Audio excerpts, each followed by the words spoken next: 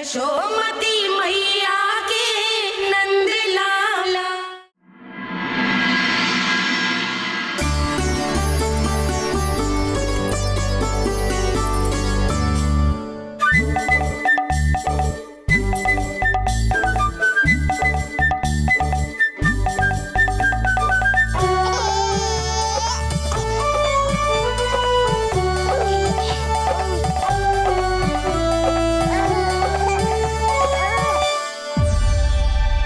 भैया ये क्या किया?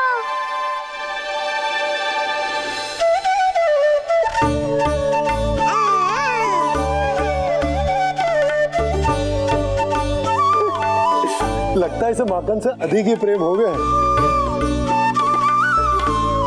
सावधान यशोदा, कहीं बड़ा होकर माखन चोर ना बन जाइए।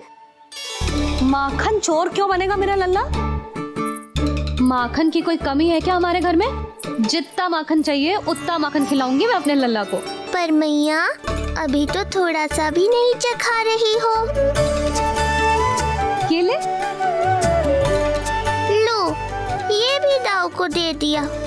सुबह तो बोल रही थी कि मैं आपको प्रेम नहीं करता, उल्टा आप अपना सारा प्रेम बलदाऊ पर लुटा रही हो।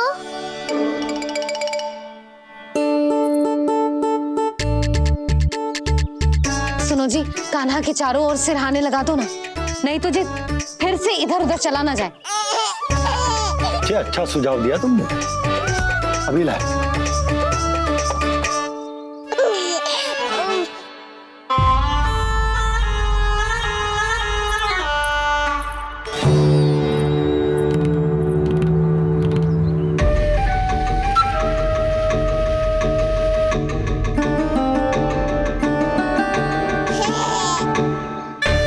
इस बालक का वध करके जब मैं मथुरा वापस लौटूंगा तो प्रभु कंस मुझे अपना विशेष विश्वास पात्र तो बनाएंगे ही, पर क्या पता प्रधानमंत्री भी बना दे। देवकी और वसुदेव अभी कहाँ हैं? अपनी संतानों के श्राद्ध के लिए ऋषि गर्ग के आश्रम जा रहे हैं। अब आप क्या करने वाले हैं महाराज? एक बार तो मैंने उन्हें प्राण दान दे दिया। बधाई हो कुंवर जी, अपनी पत्नी के प्राण बचाने में आप सफल हुए। दूसरी बार मैं उन्हें दंड देने निकला तो तुमने मुझे रोक दिया। बुद्धि बल का प्रयोग कीजिए स्वामी, शारीरिक बल की आवश्यकता नहीं। किंतु एक ही भूल को बार बार नहीं दोहराएगा कंस। मथुरा नरेश कंस के इस महल से वसुदेव और देवकी जीवित बाहर नहीं निकलेंगे, केवल उनके शव। कंस मामा आप उनको छू भी नहीं सकते।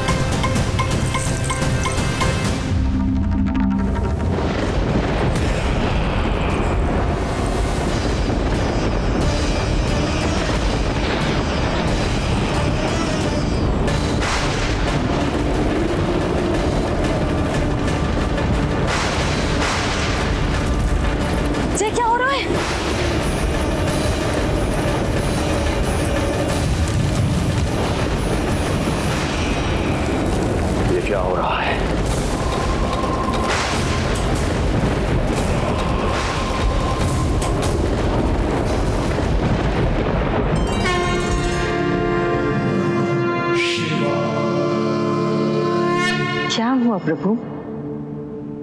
आप अचानक इतने चिंतित क्यों हो गए? कृष्ण ने अपने पांव का अंगूठा अपने मुख में रख लिया है देवी। इसमें चिंतित होने की कोई बात नहीं है प्रभु। ऐसा तो हर बालक कभी ना कभी करता ही है। तो सखा कोई साधारण बालक नहीं है देवी पार्वती, तो भगवान है। यदि वो ऐसे ही अपने अंगूठे को मुख में रखकर खेलते रहे तो अवश्य ही आ जाएगी। कौन आ जाएगी प्रभु? प्रलय आ जाएगी देवी, प्रलय आ जाएगी देवी। हे नारायण जी, क्या हो रहा है?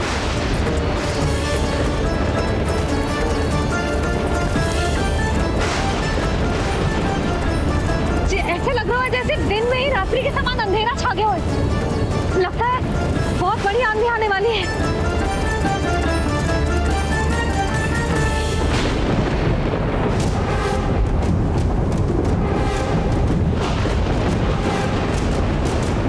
ये भीषण आंधी, ये मूसलाधार वर्षा, तुम दोनों ने ऋषि गर्ग के साथ मिलकर अवश्य कोई योजना बनाई है ना?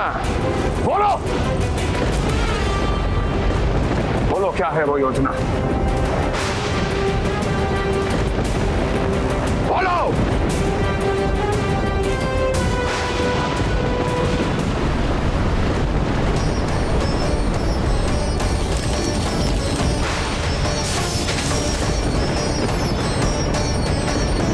लगता है प्रकृति क्रोध में। मैं जाकर गौशाला संभालता हूँ, कहीं कोई हानि ना हो जाए। तुम बालकों को भीतर ले जाओ।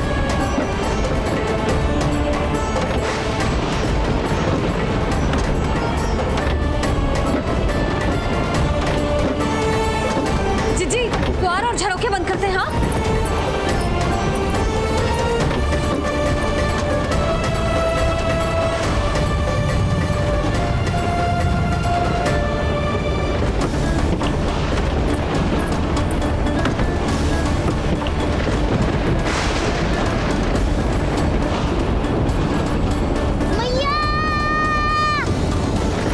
लल्ला चल अंदर चल के खेल।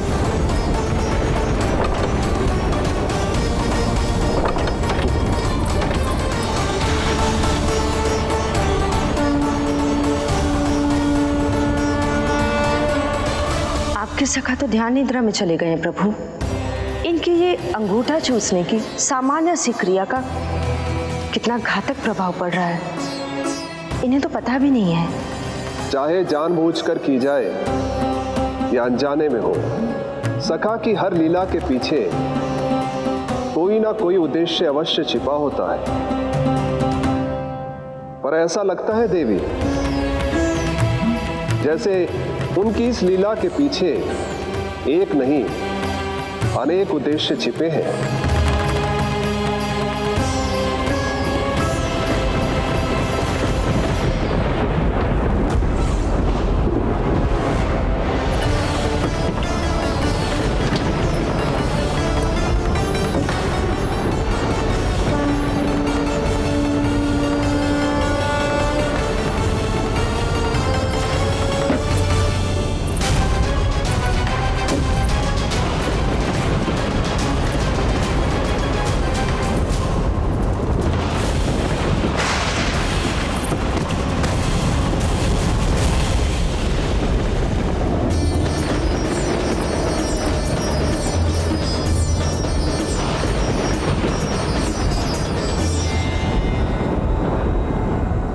देख रही हो चिंची, प्रसाद ना मिली खाने को, तुझे पाँव का अंगूठा ही चूसने लग गयो। कान्हा ये क्या कर रहे है? अंगूठा मुंह से निकाल दे लल्ला। अच्छी बात ना है कान्हा। देख कान्हा, तू नींद में है, इसका अर्थ ये ना है कि मैया तुझे अंगूठा चूसने देगी। निकाल अंगूठा मुंह से। आज तो बड़ी शीघ्र इतनी गहरी निद्रा में सो गए हो तू।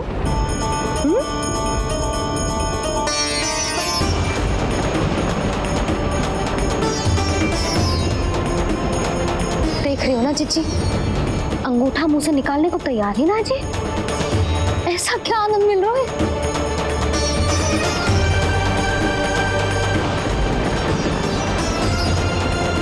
अधिक बल भी ना लगा सकती।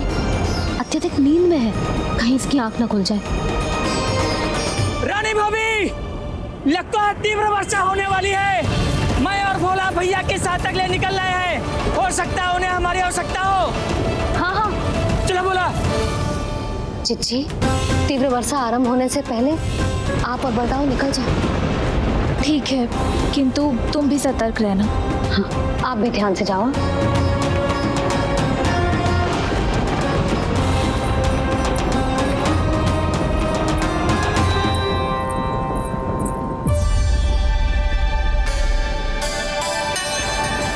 हे नारायण, वस्त्र बाहर सूख रहे हैं और तेरे अन्नप्राशन वाले चावल भी रखे। भीतर करना होगा ना चिचान की भी।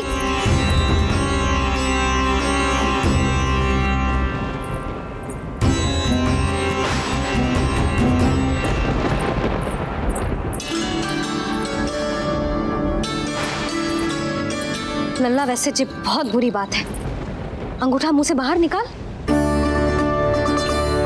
केवल 2 दिवस में तेरा अन्नप्राशन है, फिर सब खाइयो। तनिक धैर्य रख। गुड़ तो प्रभु, स्वयं कृष्ण की मैया इनका अंगूठा नहीं निकाल पाई, तो अब और कौन निकालेगा? कैसे रुकेगी ये प्रलय? इसका एक ही अर्थ है देवी, अभी लीला समाप्त होने का समय नहीं हुआ है। अभी तो कहना तो ये चाहिए कि लीला अभी पूरी तरह से आरंभ ही नहीं हुई है।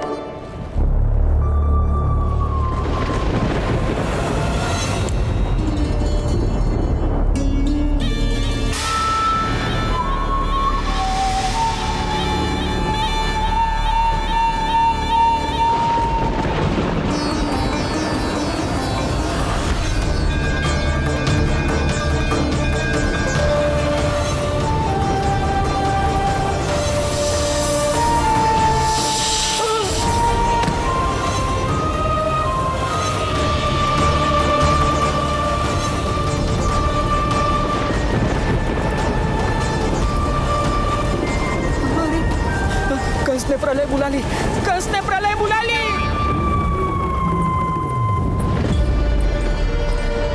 हे नारायण, जे वर्षा तो रुकने वाली ना है। जे गुड़ और गेहूं भीतर रख देती हूँ।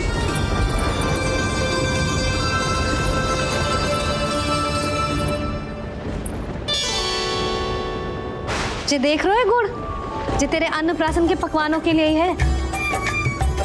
कैसे कैसे करके बचा के लाई हूँ, कुछ पता भी है तुझे? और तू है कि जे अंगूठा ही चूसे जा रहे है। हाँ नहीं तो। किंतु आज प्रलय भी आ जाए तो कंस की तलवार का वार रोकने में असमर्थ होगी। कंस के साथ विश्वासघात किया है, दंड तो मिलेगा। महाराज, वायुमंडल में अचानक आए इस परिवर्तन का हमसे कोई लेना देना नहीं है। हम तो बस अपनी संतानों के श्राद्ध के लिए जा रहे थे। मूर्ख हूं मैं, मूर्ख हूं मैं। कंस एक मूर्ख है, मूर्ख हूं मैं। अब अच्छी तरह जानता हूं मैं, श्राद्ध केवल एक बहाना है। किंतु सत्य यह है कि तुम और वो ऋषि गर्ग मिलकर मेरे विरुद्ध एक षड्यंत्र रच रहे हो, और ये तुम्हारी योजना है। भैया, ये आप क्या कह रहे हैं? कैसा षड्यंत्र, कैसी योजना? हम तो केवल श्राद्ध के लिए गए थे। बहुत अवसर दिए मैंने तुम दोनों को, किंतु तुमने बार बार बार बार बार बार मुझे मूर्ख बनाया। इसलिए अब मैं अवसर दूंगा अपनी इस तलवार को।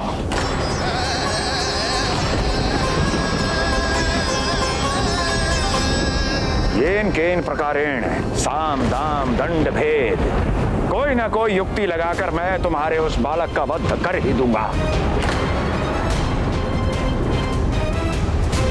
पर उस क्षण का साक्षी बनने के लिए अब तुम दोनों को जीवित नहीं छोड़ूंगा मैं।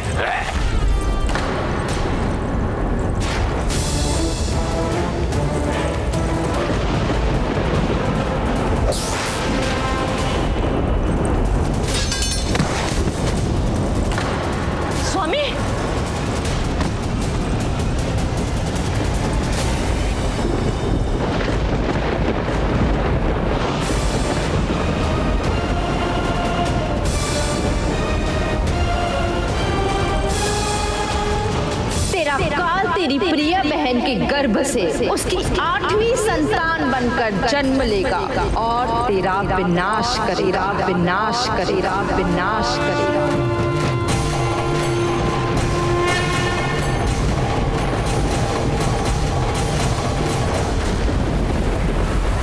प्रलय आने वाली है, प्रलय आने वाली है, प्रलय आने वाली है।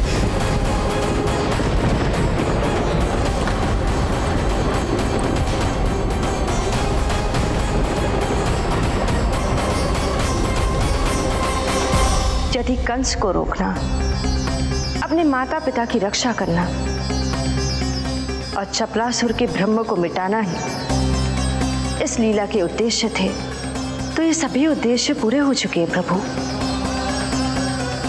अब तो ये प्रलय रुकनी ही चाहिए। ये केवल सखा की लीला ही नहीं है देवी पार्वती, उनकी माया का उदाहरण भी है। मार्कंडेय ऋषि को दिए गए वरदान को पूरा करने के लिए ही ये सब हो रहा है। कौन सा वरदान प्रभु? प्रभु की माया को साक्षात अपनी आंखों से देख पाने का वरदान।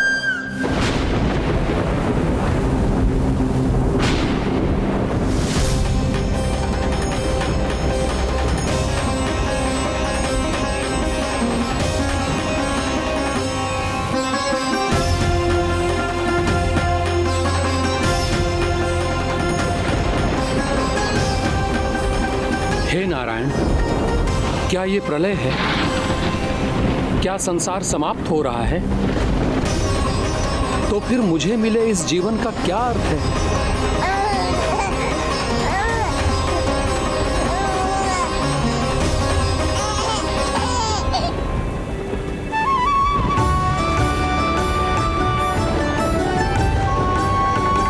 ये बालक यहां कहां से आया?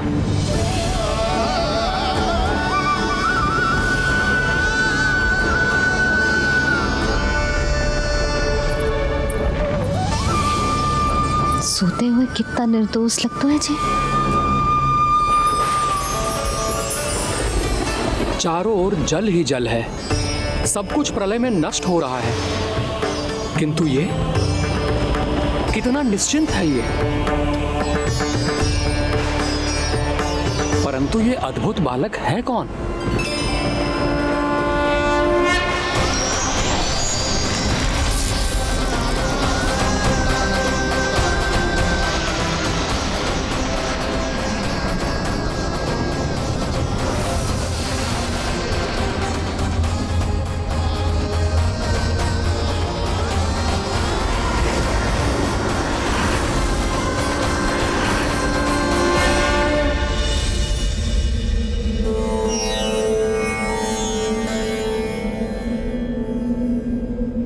जिन घने काले बादलों ने आकाश को घेरा हुआ था, कहां गए वो? यहां तो प्रलय का कोई चिन्ह ही नहीं है।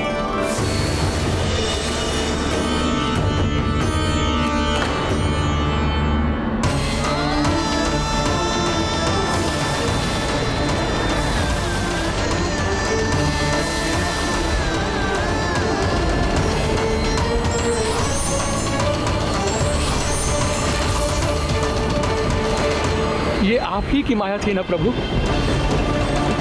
मुझे इसका साक्षी बनाने के लिए आपका बहुत बहुत धन्यवाद। परंतु इसका अर्थ क्या है प्रभु?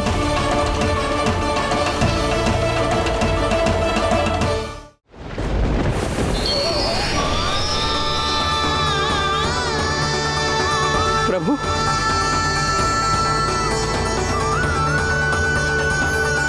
इसका अर्थ ये है कि ये मानव संसार वट वृक्ष पर स्थित है और मानवों का जीवन काल वट वृक्ष के पत्ते पर विश्राम करती एक जल की बूंद के समान होता है। वो बूंद जो किसी भी क्षण नीचे गिर सकती है। आपने तो स्वयं देखा है महर्षि, ये संपूर्ण जगत, ये महाब्रह्मांड मेरे ही भीतर स्थित है। ये उदाहरण है इस बात का कि जो दिखता है उसके कई स्वरूप होते हैं। जो आज आप देख रहे हैं वो पहले भी हो चुका है। और आगे भी होगा।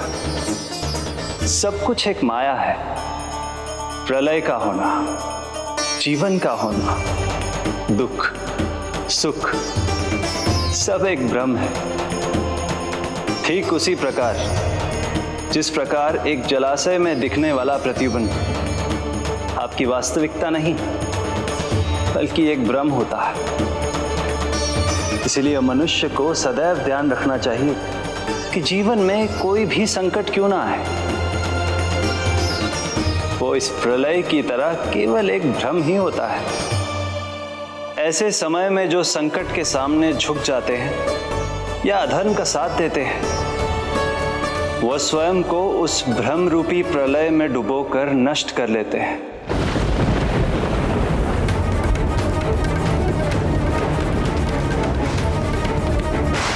पर जो मेरी शरण में आकर संकटों का सामना करते हैं, वो स्वयं को कठिन से कठिन प्रलय से भी उभार लेते हैं। किंतु प्रभु, सभी व्यक्तियों में संकटों का सामना करने का साहस नहीं होता। कृपा करके आप कुछ ऐसा कीजिए जिससे आपके भक्तों को इतना बल मिले कि वो कठिन से कठिन परिस्थितियों का सामना भी सहर्ष कर सकें। मैं वरदान देता हूं महर्षि, पीपल के पत्ते पर बाल कृष्ण की इस छवि का स्मरण मेरे जो भी भक्त करेंगे उनके साथ मेरा आशीर्वाद सदैव बना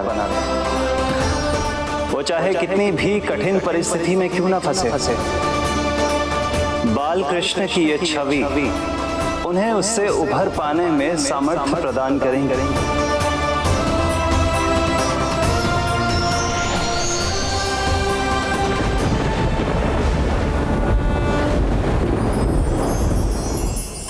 अद्भुत। तो ये कोई साधारण लीला या भ्रम नहीं था, मानव मात्र को नारायण से मिला वरदान था ये। पर अब क्या होगा प्रभु? कैसे रुकेगी ये प्रलय?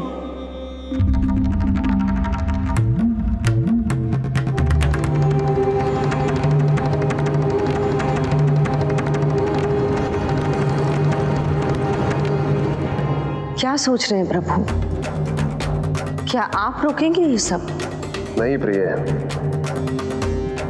ये कृष्ण की माया है, वही इसे रोक सकते हैं। पर मैं अपने सखा से भेंट करने अवश्य जाऊंगा, और पिछली बार की तरह बिना उपहार लिए नहीं।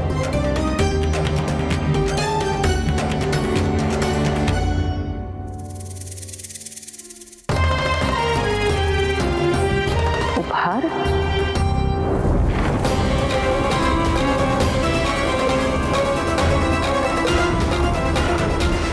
आप तो प्रलय का भी सामना करने के लिए तैयार थे ना भैया?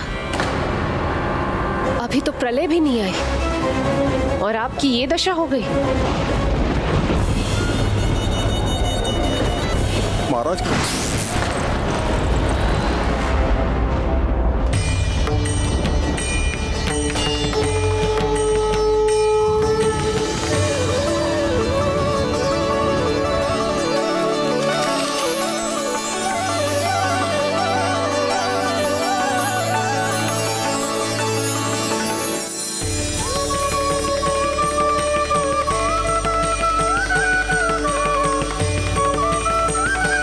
महादेव, आप उपहार में ये निष्प्राण वस्तु देंगे अपने सखा को?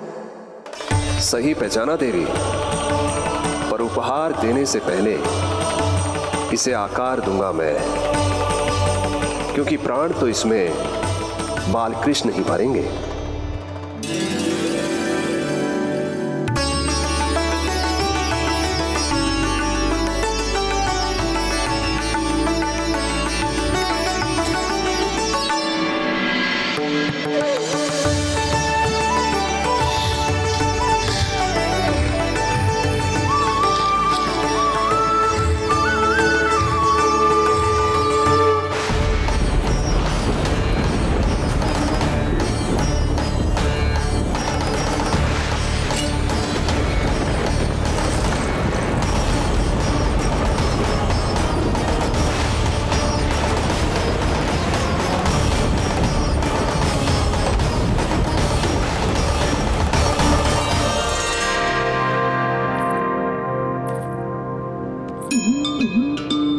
मुरली?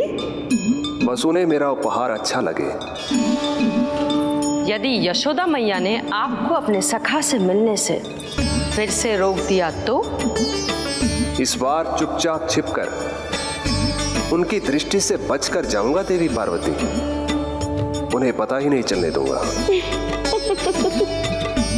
संभालिएगा प्रभु, यदि यशोदा मैया ने आपको पकड़ लिया तो लेने के देने पड़ जाएंगे महादेव।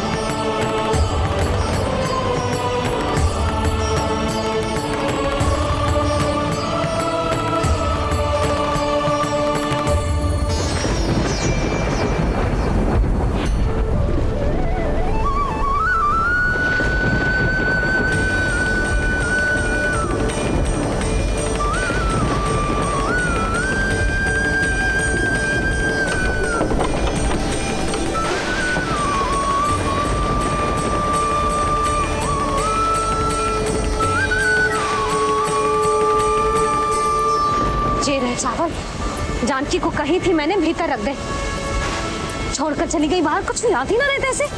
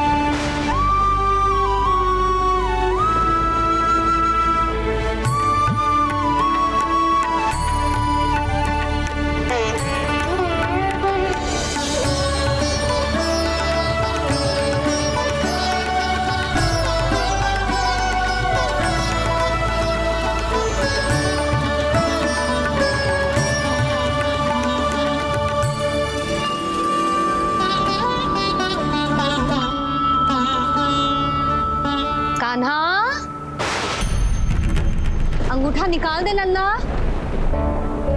नहीं तो रुक जा, मुझे ही अंगूठा निकालना पड़ेगा तेरा। पूरे वस्त्र भीग गए मेरे, कहीं मेरे कारण इसका श्वास ना बिगड़ जाए। वस्त्र बदल के आ रही है मैया।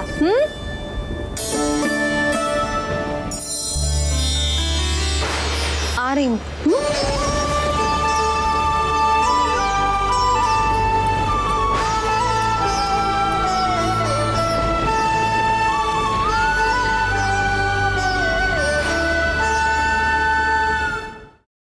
शासन की नींव भय होती है महाराज, और आपका पूरा साम्राज्य भय पर ही टिका हुआ है। यदि आप भी इस तरह से भयभीत दिखाई देंगे तो आपके साम्राज्य को डगमगाने से कोई भी नहीं रोक पाएगा। एक बार आपने ही कहा था ना कि अपनी दुर्बलता कभी किसी को मत दिखाओ। प्रजा को भयभीत कंस नहीं, भयानक कंस दिखना चाहिए, भयानक कंस। अब आप ये सिद्ध कर दीजिए कि भय आपके शत्रु का नहीं, आपका शस्त्र है। महाराजा धीराज कंस का शस्त्र।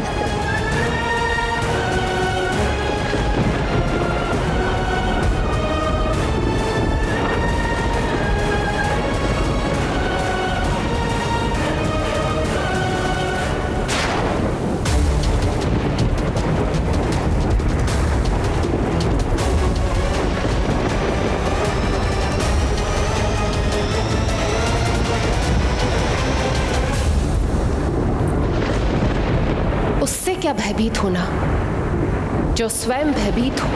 उससे क्या भयभीत होना, जो स्वयं भयभीत हो। सखा, इस माया को विराम देने का समय आ गया है।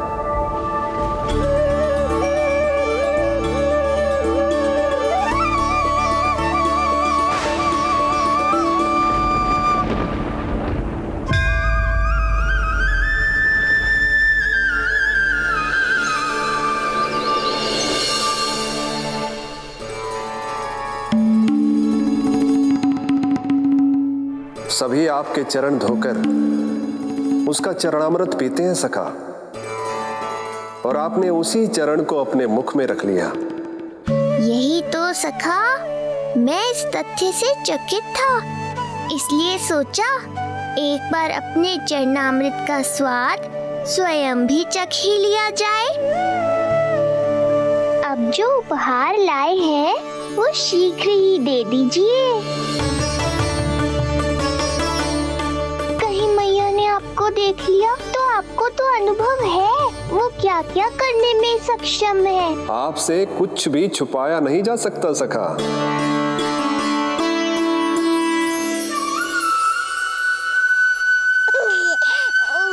इन अधरों पे पांव के अंगूठे से अधिक ये मुरली शोभा देगी सखा।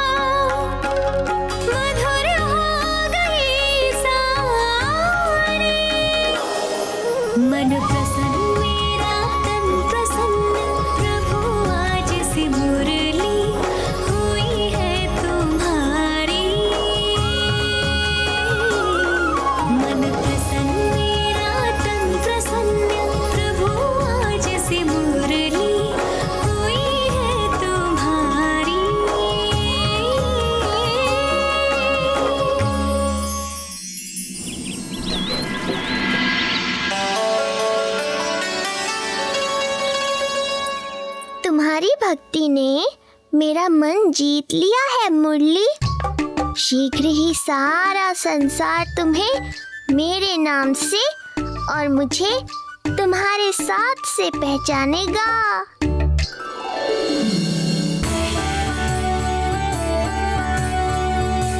प्रभु, मेरे प्रभु, इस अनमोल भेंट के लिए आपका बहुत बहुत धन्यवाद सखा।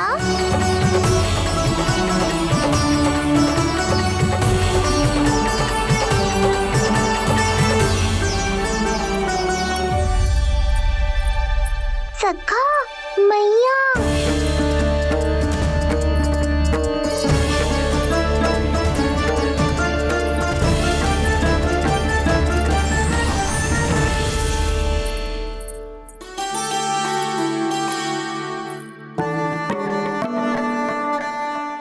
अच्छा जी, तो तूने अपना अंगूठा मुंह से निकाल ही दियो। बड़ा उपकार कियो अपनी मैया पे।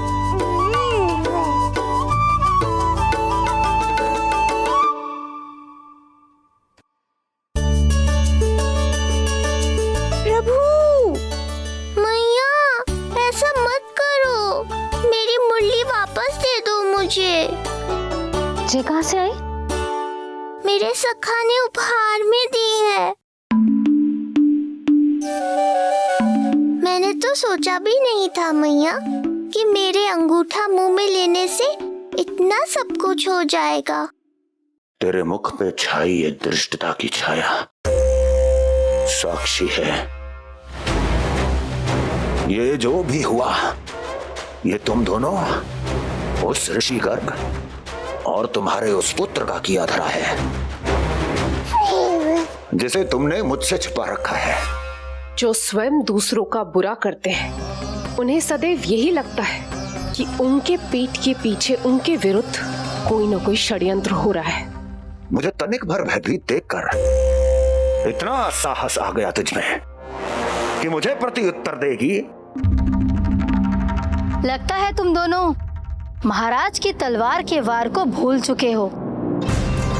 स्मरण करो, इतने वर्षों में इसने एक बार भी तुम्हें छुआ तक नहीं, लेकिन अनेकों बार तुम्हारे हृदय को रक्त रंजित कर चुकी है ये। मेरी इस तलवार ने तुम दोनों की 6 संतानों का रक्त चखा है और अब एक और संतान के रक्त में स्नान करने वाली है ये। वो संतान जो गोकुल में पल रही है। बस कंस भैया बस, बस कंस भैया बस, बस कंस भैया बस।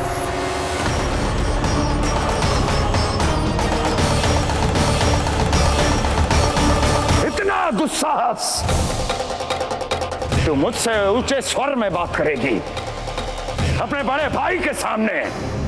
बड़े भाई जैसे कौन से कर्म किए हैं आपने? और अब जो कुकर्म करने की आप सोच रहे हैं उसमें भी असफल होंगे आप। देवकी। नहीं स्वामी, आज मत रोकिए मुझे। बहुत सह चुके हैं हम, बहुत मौन रह लिए, परंतु आज इन्हें सत्य का पता चलना ही चाहिए। भैया, आपको क्या लगता है आप बहुत शक्तिशाली हैं तो अपना भाग्य बदल सकते हैं? आप भगवान विष्णु का सामना कर सकते हैं। ये भ्रम राक्षस राज रावण को भी था और यही भ्रम स्वयं को भगवान समझने वाले हिरण्यकश्यप को भी था, पर ना रावण के 10 शीश बचे और ना ही हिरण्यकश्यप का अस्तित्व। पेट चीर के उनके प्राण निकाल लिए थे भगवान ने। तो सोचिए भैया, आपकी क्या दशा करेंगे वो? मैं आज तक ये बात समझ नहीं पाई कि ये आपका अभिमान है या अज्ञान, जो आप भगवान विष्णु का सामना करने चले हैं। देवकी! इस क्रोध का आप कोई लाभ नहीं है भैया। अब तक मैं व्यर्थ ही आपसे भयभीत होती रही, परंतु अब और नहीं। जब हमारी रक्षा स्वयं भगवान विष्णु कर रहे हैं तो फिर आपसे कैसा भय? जब हमारी रक्षा स्वयं भगवान विष्णु कर रहे हैं तो फिर आपसे कैसा भय? तू क्यों मुस्कुरा रहा है? अब जे मत ही सोचना कि मैया फिर से अंगूठा चूसने देगी तुझे। अब उसकी आवश्यकता ही नहीं पड़ेगी मैया। पहले आकाशवाणी से सुना था, आज मैं दोहराती हूँ। आपकी मृत्यु भगवान विष्णु के अवतार द्वारा ही होगी। आपकी मृत्यु भगवान विष्णु के अवतार द्वारा ही होगी। आपकी मृत्यु भगवान विष्णु के अवतार द्वारा ही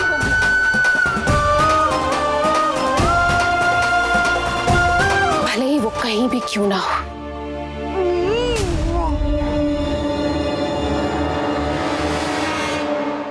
चाहे वो कहीं भी क्यों ना हो,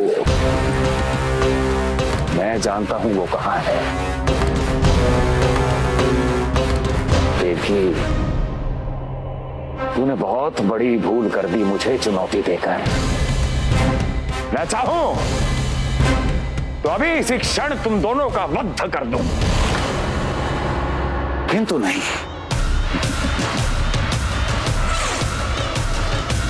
तुम्हें श्राद्ध करना बहुत प्रिय है ना? तो ठीक है, तो अब मैं तुम दोनों का वध तभी करूंगा जब तुम दोनों अपनी 8 संतानों का श्राद्ध एक साथ कर चुके होगे।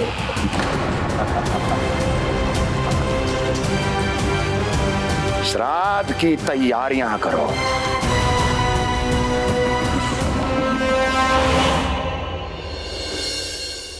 मैया अन्नपूर्णा की कृपा से आज अन्नप्राशन के सभी कर्मकांड अच्छे से हो जाए, भोजन स्वादिष्ट बने और मेरे कान्हा को प्रिय लगे। बस इतना आशीर्वाद दे दो तुलसी मैया। मैया, कहीं उसे ऐसा ना लगे कि उसकी मैया को अच्छा भोजन बनाना आतो ही ना है।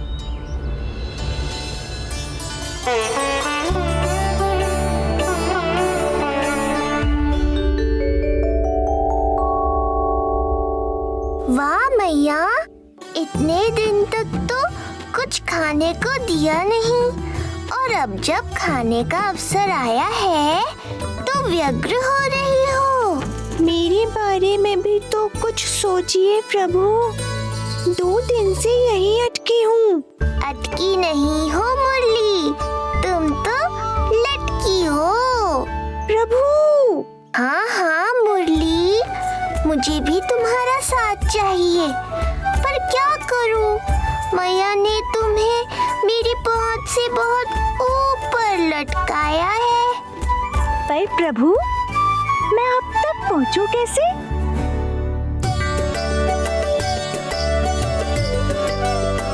प्रभु, सोचिए मत, कुछ करिए।